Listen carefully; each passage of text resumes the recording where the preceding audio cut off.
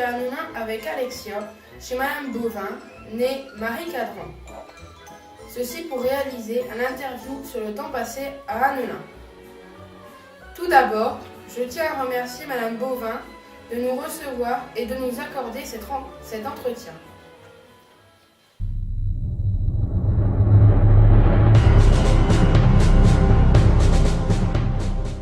Madame Bovin, vous avez connu la guerre. Comment se sont comportés les Allemands à Hanouna avec la pollution? Oui, je les ai vus arriver. Ils arrivaient de la rue de Provins, là. Ils arrivaient de Provins. Mais c'est pas ce jour-là qu'ils sont venus à ma maison, hein. Tu comprends? C'est pas ce jour-là, hein. Par contre, ils sont rentrés chez ma soeur, à côté, au café. Elle tenait déjà le café, là, t'as pas connu. Et il y a des Allemands qui sont descendus. On leur avait dit qu'il y avait des ordures à la cave. Alors, ils ont mis mon beau-frère en joue, puis pour aller à la cave, mais ils l'auraient fait. Il n'y avait pas personne. Il n'y avait pas d'embellie, hein. Et, comme on dit, la commandature, ils sont venus, mais c'était pas ce jour-là, hein.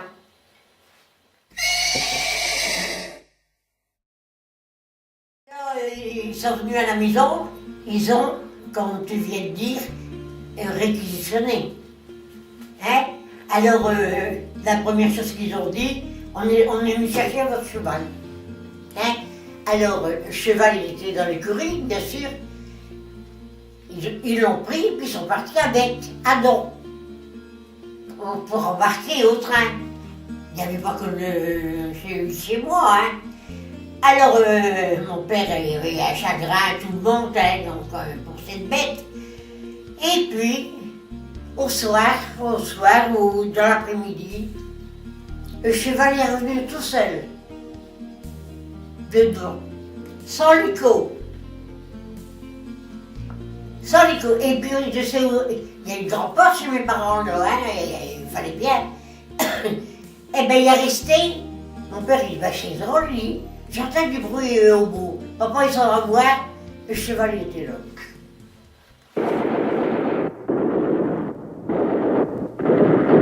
Mon frère, il a été tué à la Libération. Il a été tué à Seglin. Pas tué, les Allemands, c'était les Allemands, hein. Il a été pris en otage dans la rue des Martyrs à Seglin. Il travaillait à Seglin, hein. Et puis, t'as déjà entendu l'histoire de Seglin, qu'il y en a eu 22 tués à la guerre. Et même mon frère était dedans. Oui. Mais, il y en a un qui n'a pas été tué. Il est resté dans la fosse, mais il n'a pas attrapé de balle. Monsieur Dutilleul de Seclin. Tu vois, j'ai encore une bonne mémoire, hein. Et puis, il est même venu chez mes parents. Alors, moi, mon frère, il était tué, hein, lui. Il était de voir, il était dans la salle des fêtes à Seclin. Et alors, la ville de Seclin avait donné des draps pour les mettre les morts dedans. Hein. Il y en avait 22. 22 morts. C'est pour ça qu'on a appelé la rue des Martyrs. Oui, oui. Il est revenu à Melun, il est venu à la mairie. Hein. Il a été, son corps il était exposé à Melun à la mairie en bas, là, hein. Ça oui. Truc au cimetière, hein. Dans le monument mort, là. Les martyrs. Oui. Il avait 34 ans. 34 ans. 36. C'était en 44, hein, la libération, hein. Mangez-vous à votre faim? Oui.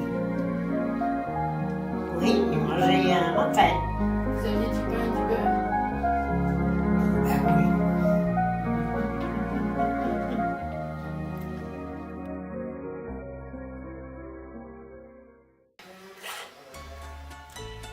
Dans le passé, Hanouna était-il animé? Pas comme maintenant. Hein. Non, il n'y avait pas des... Ah, c'est vrai. Si, les Ducasse. Hein? Là, c'était animé, hein. La musique, ça passait tout le temps, le samedi soir. La retraite à Flambeau. Hein? Ah oui. Là, sur la place. Vous-même étiez commerçante. Y avait-il beaucoup de commerces? Oh, quand même, hein. De bistrots? Ah, ça, il y en avait.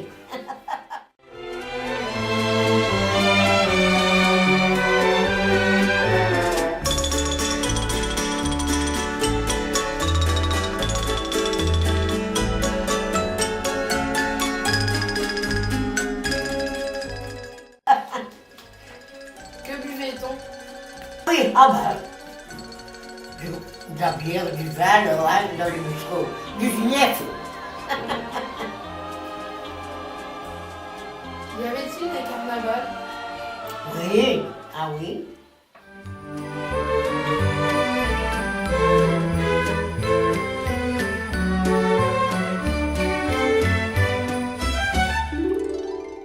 Comment était Noël?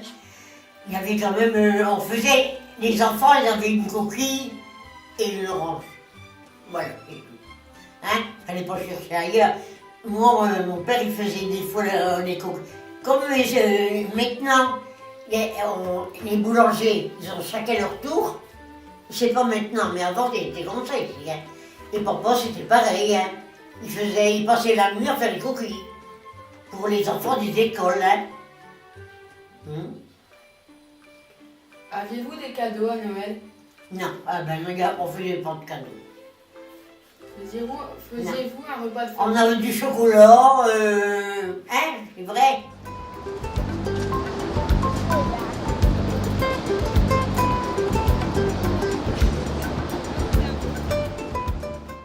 Comment se passaient vos vacances? Ben, j'y allais pas. On n'allait pas en vacances, hein. Mon père, il a jamais été en vacances et moi non plus. Moi, j'ai perdu ma mère quand j'avais 13 ans, hein. Quels étaient vos moyens médicaux? Mais on n'avait pas de sécurité, c'est ça qui parle, on n'avait pas de sécurité sociale. Hein. Si on était malade, il fallait payer de sa poche. Voilà. Ça, mon père, il a eu l'appendicite, par exemple. Eh ben, il a payé à l'hôpital de Spins son opération complète. Hein. C'était comme ça tout partout. Peut-être sauf les mineurs, hein, je crois. Ça, oui. Je passe la parole à ma collègue Alexia. Comment s'organisait la vie quotidienne? Aviez-vous une machine à laver? On avait une machine à laver, mais pas électrique, hein. Ouais, quand même. Enfin, moi j'en avais une comme ça chez mes parents. C'était un genre de batteuse, on disait. Hein? Mais il fallait tourner, comme tu dis. Bonjour Monsieur Samier. Monsieur Samier nous a rejoints chez Marie Cadran. Est-ce qu'il y avait beaucoup d'animations à Noël? Bah oui, hein. Il y avait beaucoup de bistrots? Oui. Je peux t'en citer Il faut beaucoup. t'avoir compris. Hein? Il faut t'avoir compris. Ouais, ben. Comment vous l'aviez-vous? Avez-vous une salle de bain? Non. J'entends les Ah, gens non. de bain. C'était des baquets. Des grands baquets. Ah oui, Ah ouais, ça- c'était des... les mineurs s'en ravaient un grand baquet. Hein. Comme des lessiveuses, mais plus basses. En galvanisé, hein. T'as connu ça, mec? Apprends l'alphabet en chantant. Apprends l'alphabet en riant. Le macaron à un instituteur. Ah ouais, le pervers, il est terrible. Allez, attends, on va parler. Comment était l'école? L'école? Moi, j'étais à l'école Sainte-Anne. Et Michel? L'école Saint-Joseph. Le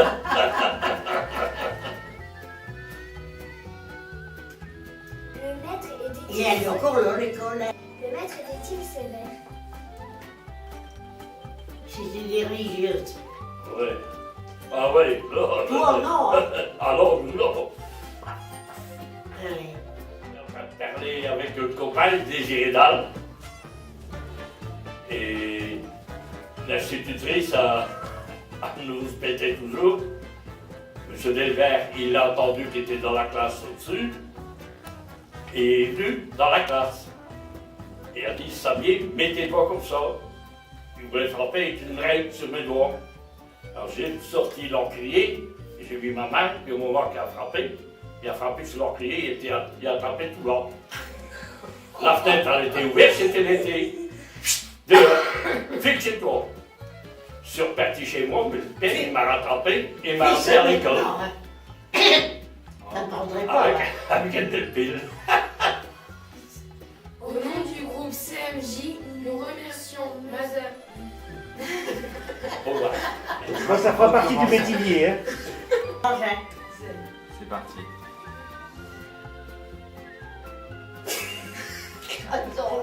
Ils vont pas y arriver. Bon. Au nom du groupe CMJ, nous remercions Madame. Et voilà. Au nom du groupe CMJ, nous remercions Madame Bovin et Monsieur Michel.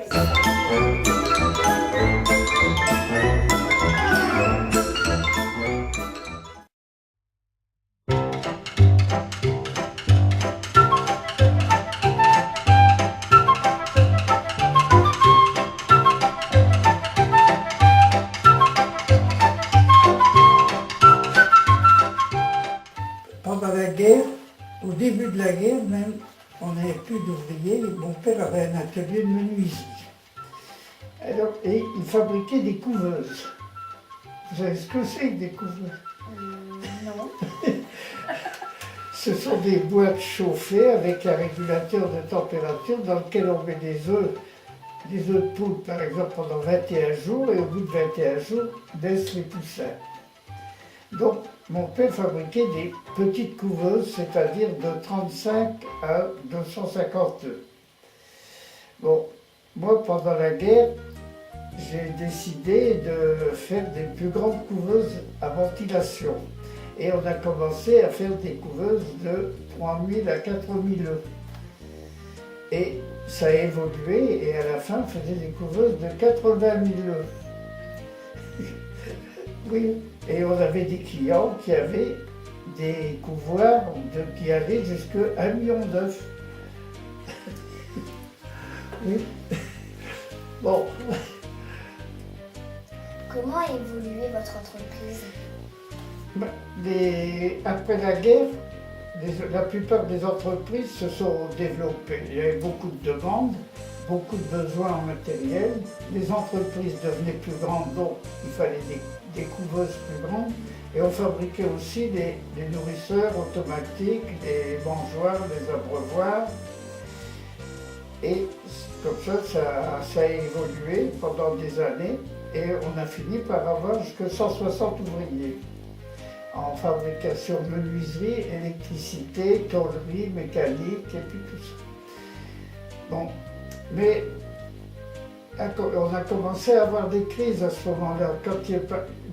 Tous les groupements se faisaient dans les fabricants, mais ils se faisaient aussi chez les éleveurs et les groupements d'éleveurs. De sorte que, quand par exemple les prix du poulet baissaient, ou les œufs, les groupements n'achetaient plus. Et on avait des variations de chiffre d'affaires qui pouvaient atteindre 50 à 80% d'une année sur l'autre. On a vu des époques où on licenciait la moitié du personnel une année, et l'année d'après on récupérait le même nombre de personnes.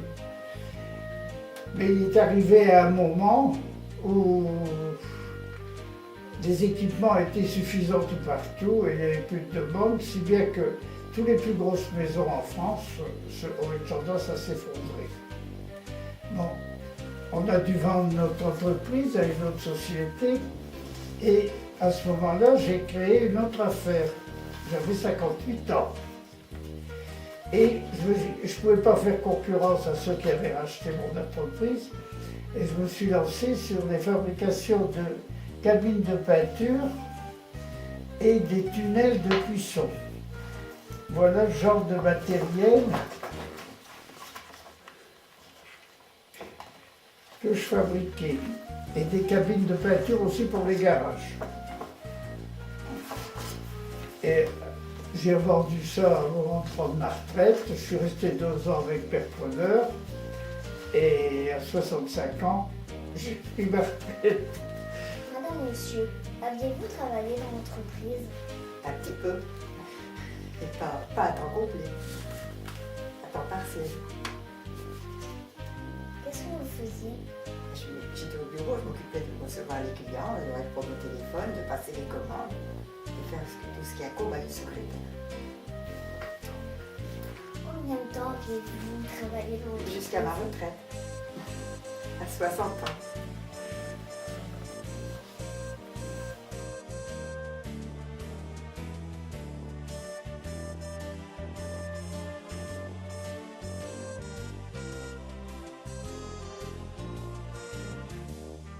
Changeons de sujet.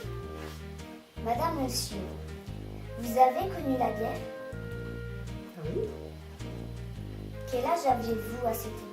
à la déclaration de la guerre, j'avais 13 ans. 13 à la déclaration de la guerre. 69, 13 ans. Elle a 13 ans, c'est ce que j'ai dit. Il est sourd, maintenant, il n'a pas entendu. Quelle a été votre réaction quand vous avez vu les premiers Allemands à Melun? Quand on est jeune, on ne réalise pas tellement. Je savais que c'était la guerre, j'avais peur, j'avais mal au cœur, mais on ne réalise pas exactement ce qui se passe. Maintenant, tu réaliserais toi? Ben voilà. C'est vrai, on ne sait pas, on n'est pas... On n'en souffre pas, si on peut dire. On n'est pas à un âge où on peut souffrir. Comment se sont comportés ces soldats allemands avec la population? Donc, quand les Allemands arrivaient par ici, j'ai pris mon vélo et je suis parti. Mon père est parti avec sa voiture, il a emmené ma mère, ma soeur, ma grand-mère et sa soeur. Donc la voiture était pleine et nous, mon frère et moi, on est partis avec notre vélo. Et on a fait un petit circuit et d'un Abbeville. Alors là, ça bombardait. Mes parents s'étaient donné rendez-vous à Abbeville. Comme ça bombardait, on est parti un peu au-dessus. On a continué après vers Rennes, où on s'était donné à nouveau un autre rendez-vous. Mon père avait un représentant là-bas. On a continué vers Nantes, où on a récupéré André et Jean Allard.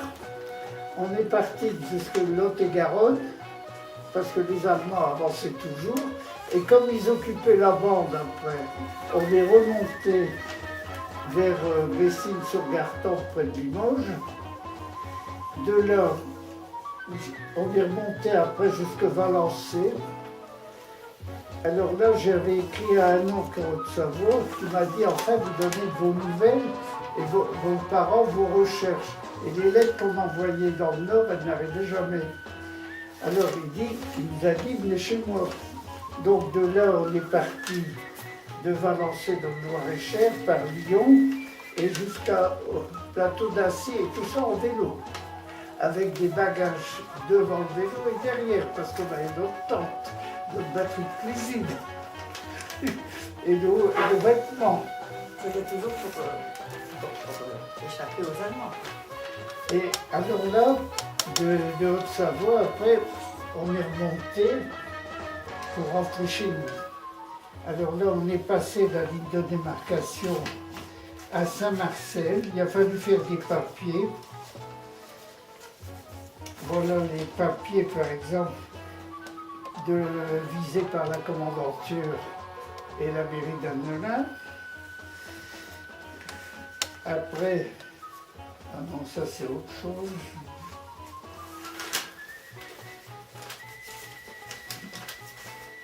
Ça, c'est aussi pour les réfugiés, c'est pour passer la ligne de démarcation à Saint-Marcel. Parce qu'il fallait rendre des comptes aux Allemands quand même. Ah ben là, il fallait passer. Par contre, quand on est arrivé sur la Somme, à partir de la Somme, c'était la zone interdite. Alors on ne pouvait plus passer.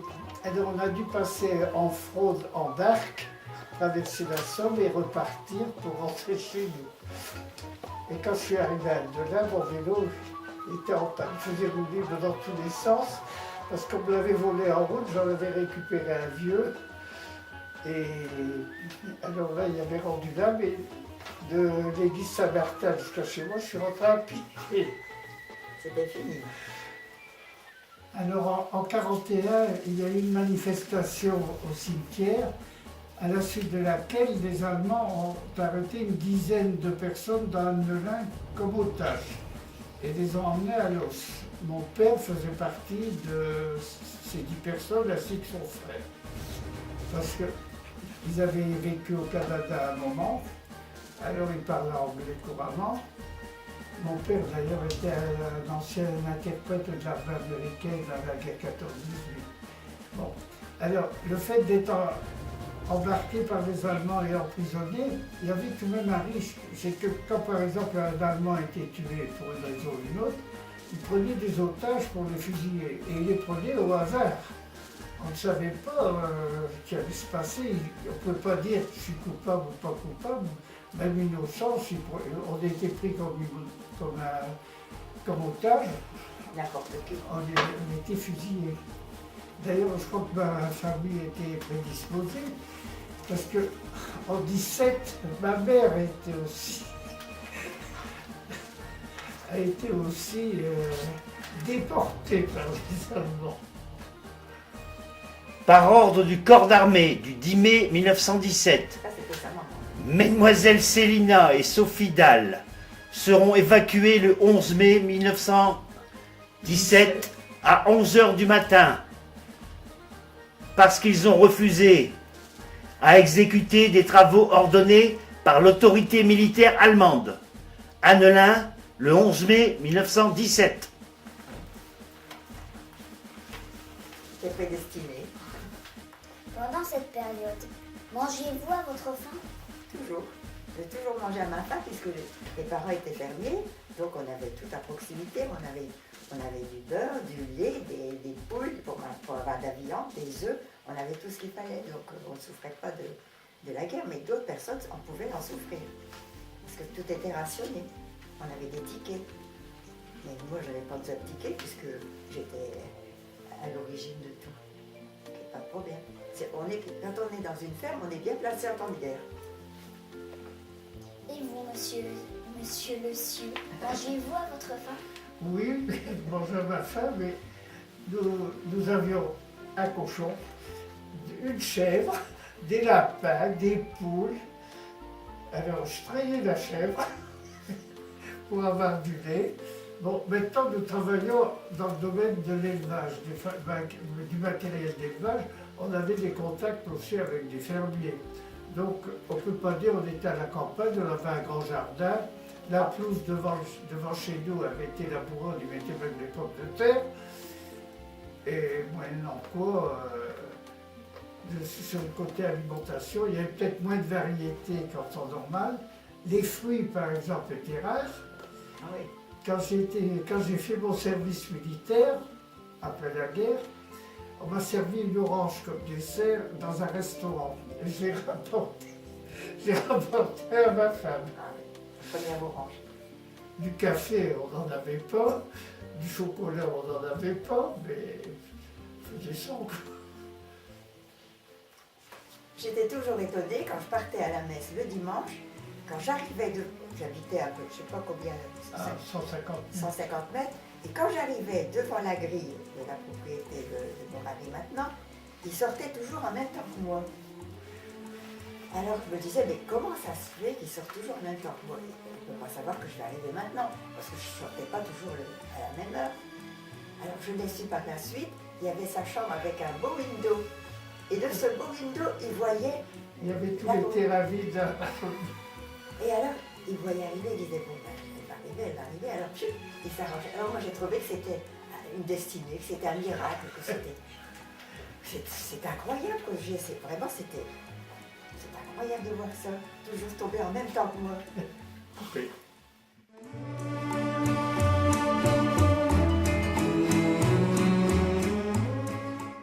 Comment avez-vous vécu la libération? À la libération, tout le monde était dans la rue pour attendre les Anglais qui sont arrivés. Quand ils sont arrivés au carrefour, il y a même André Parzi qui les a dirigés vers Don, et où ils se sont fait tuer. Et les autres ont continué par ici pour aller. Mais on était contents, mais enfin il y a eu des tués dans les troupes anglaises inutilement, quoi. Et les blessés, on les a amenés à l'hospice pour être soignés. Maintenant, je vais passer la parole à mon collègue Anthony. Alors, au début de la guerre, Annelin est occupé par les troupes anglaises. C'est pas une occupation, mais c'était nos alliés, donc il fallait qu'ils les logeaient quelque part. Et chez mes parents, on avait toute une compagnie avec les véhicules de transport et les bureaux.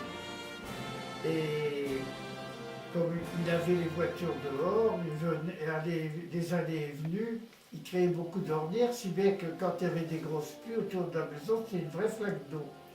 Et mon père avait écrit au commandant pour dire « L'Angleterre est une grande puissance navale, elle pourrait peut-être me détacher un petit bateau pour sortir de chez moi. » Alors les Anglais ont ramené un camion de gravier ou plusieurs pour emballer les trous.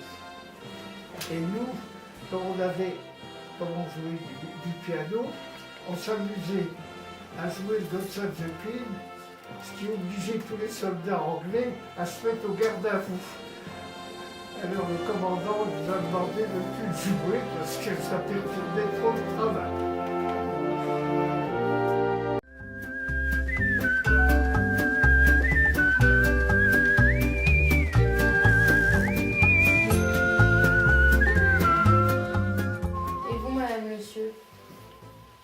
Comment se passait l'école? Je vais te raconter une petite histoire, c'est que à l'école, Mademoiselle Hubert, c'était une demoiselle qui avait quand même 50-55 ans, mais elle ne s'était jamais mariée. Et elle avait vraiment beaucoup d'amitié et d'affection pour toutes ses élèves. Et quand il pleuvait, et qu'on devait sortir sous la pluie, elle disait « Attention, vous mettez quelque chose sur la tête, parce que je ne veux pas, à la rentrée à 1h30, que ça sente dans ma classe le chien mouillé. Vous couvrez-vous la tête. » On était tout obligé de sortir et de mettre quelque chose sur notre tête. Elle ne voulait absolument pas avoir des cheveux mouillés quand on rentrait dans la classe. Parce qu'effectivement, ça sent le chien mouillé, hein, une chevelure qui sèche. La couture.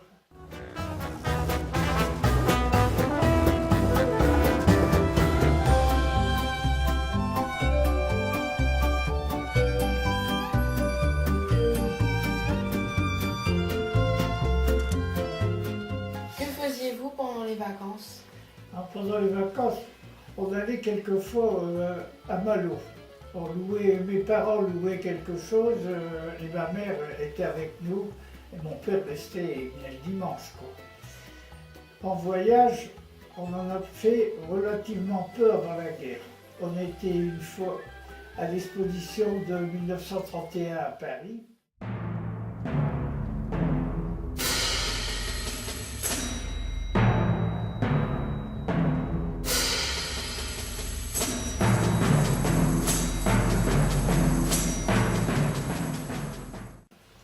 Et même là, comme il y avait des feux d'artifice et puis tout ça, mon père m'avait dit, si vous vous perdez, voilà un papier, vous allez voir un agent de police qui vous met un taxi pour vous conduire à l'hôtel. Bon, moi j'étais monté sur une balustrade pour voir le feu d'artifice, mes parents étaient un peu devant, puis je ne les voyais plus. Alors j'étais au poste de police et puis j'ai demandé qu'on me rapatrie, mais mon père était déjà là en train de m'attendre. Bon, ensuite on est allé une fois au Mont-Saint-Michel. Mais il ne faut pas oublier que les voitures de cette époque-là, c'était pas les voitures de maintenant. il freinait plutôt mal. Et quand on faisait 150 et 200 km dans la journée, c'était bien. Oui. Et je sais que mon père avait une voiture qui n'était pas très récente. Et au point de vue frein, pratiquement, un frein à bloc, c'est tout juste si elle voulait arrêter. Bon. Et pendant la guerre, on allait camper dans la Somme, à Haute-Coche. Alors on installait nos tentes, il y avait la rivière Loty qui passait là, c'était chez André Courcelles. Et on avait des bateaux, puis on descendait Loty et les chutes d'eau. Alors on campait, on faisait notre cuisine, et puis tout ça, j'ai même encore des photos. À Noël, aviez-vous des cadeaux? À ce moment-là, on n'avait pas l'habitude d'avoir beaucoup de cadeaux. On avait une coquille, quelques oranges, quelquefois un peu de marron, et puis souvent quelque chose d'utile. Pour avoir un vêtement, un pull vert. Des plumiers, des crayons. C'est ça, des choses utiles. Mais on n'avait pas l'encombrement des cadeaux que les enfants ont maintenant. Ah non. Annoulin était-il animé? Annoulin était animé, on avait des fêtes paroissiales, des foires au plaisir, on en appelle, où il y avait énormément d'animations, des jeux, du spectacle et puis tout ça. Et on avait aussi une troupe de théâtre au Sacré-Cœur, une troupe mixte qui jouait des pièces et qui allait même dans les environs les jouer aussi. Et ça a duré plusieurs années. Et cette troupe d'ailleurs rapportait pas mal à la paroisse. Il a pu monter pas trop d'âge, j'ai acheté la maison du prêtre, acheté un orgue qui est au Sacré-Cœur. Et Saint-Martin faisait aussi sa foire au plaisir. Comme les gens n'avaient plus de potes de télévision et de distractions, ces choses-là marchaient bien. Après la guerre, c'était fini. Ensuite, il y avait l'éducation. Et après, le sport, ça marchait bien aussi avant la guerre. Moi-même, je faisais partie d'une équipe de football. Oui, c'était photos.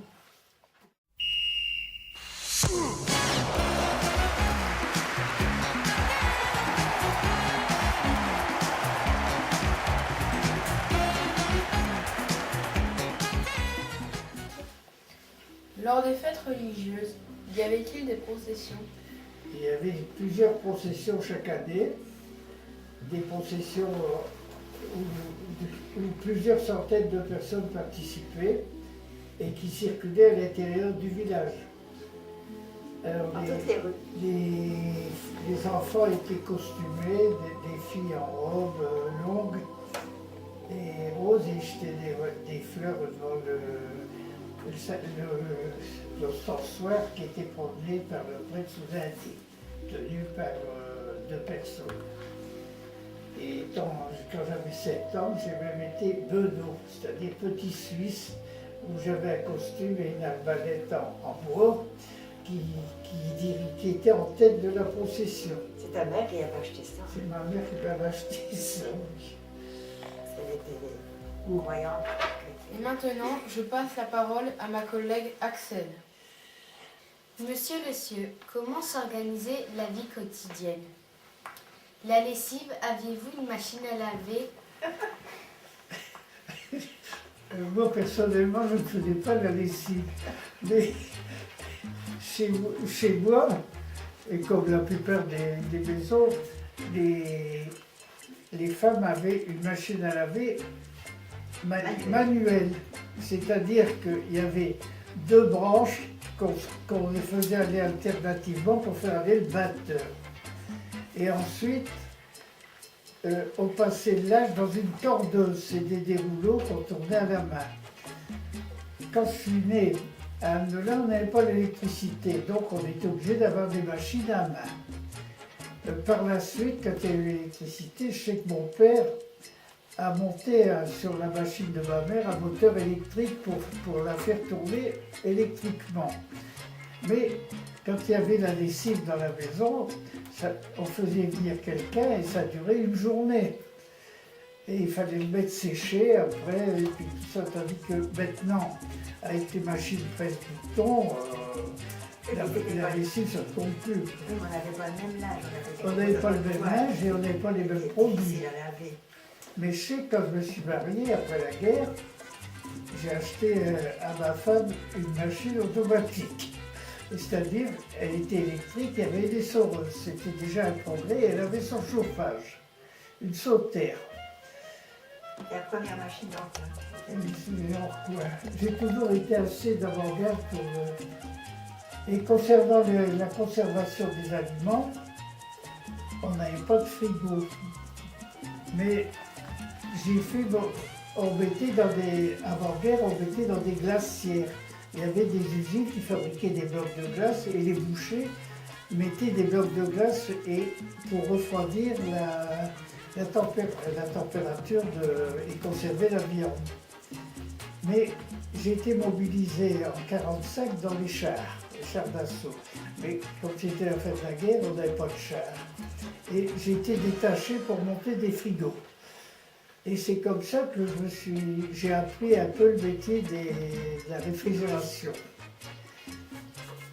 Et alors, j'ai toujours été chercher à avoir des appareils modernes.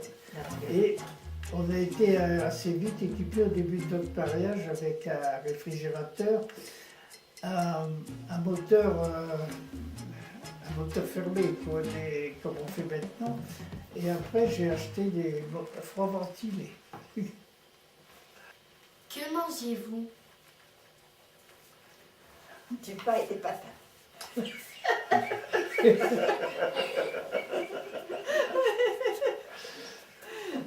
Merci. Du pain, des patates et de la viande. Oh. Et le dimanche, vous mangez? Rigole, toi. Aviez-vous une salle de bain? Quand je suis né, on n'avait pas de salle de bain et on n'avait pas l'eau courante à Melun. Par contre, mon père a construit, quand j'avais 6 ans, une nouvelle maison. Et là, on avait une salle de bain et des water à l'intérieur, avec chasse d'eau. Mais il avait installé une montopompe avec un forage et puis une grande cuve dans le grenier pour que l'eau puisse redescendre par gravité. Et on avait le chauffage central. Ce qui était, ben oui, c'était moderne pour l'époque. Mais enfin, c'était une construction qui était tout à fait neuve, quoi. Comment on communiquait avec ses parents ou amis? Aviez-vous le téléphone? Mes parents avaient le téléphone. Je ne sais pas à quelle époque ils l'ont eu, parce que mon père était dans les affaires.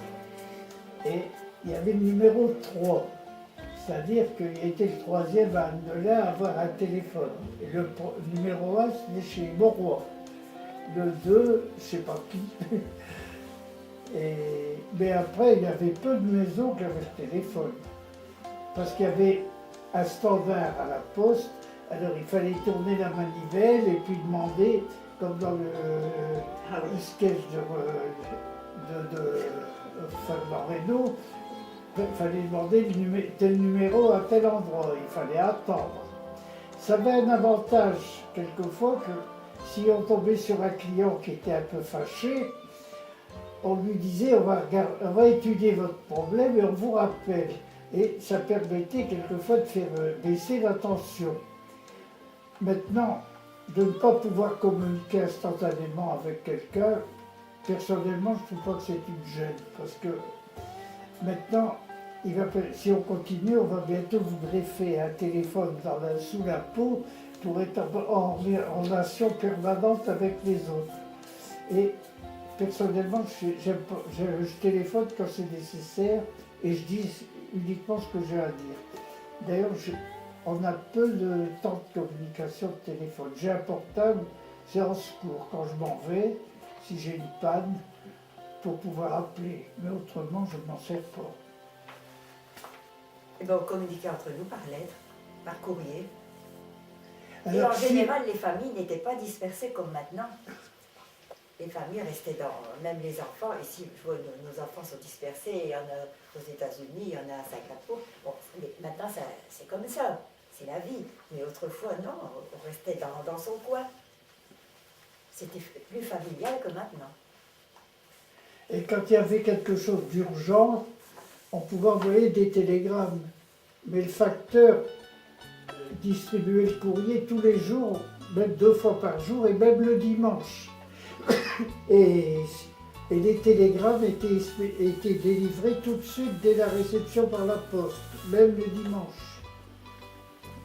C'est quoi un télégramme? Un télégramme, je vais mettre un texte sur un papier, je le porte à la poste.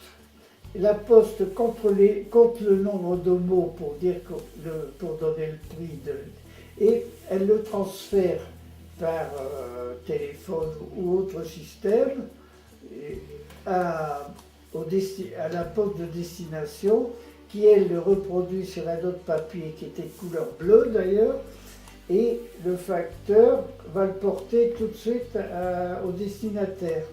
Quand il n'y avait pas de téléphone, tout ça, il n'y avait pas d'autres moyens pour... C'était porté tout de suite, hein. C'était porté dans l'heure. Au nom du groupe du On en pourrait. Au nom du groupe du CMJ, nous remercions monsieur et madame monsieur de nous avoir accordé cet entretien. Je réussis. Au nom du groupe du CMJ, nous remercions monsieur et madame monsieur de nous avoir accordé cet entretien. Merci.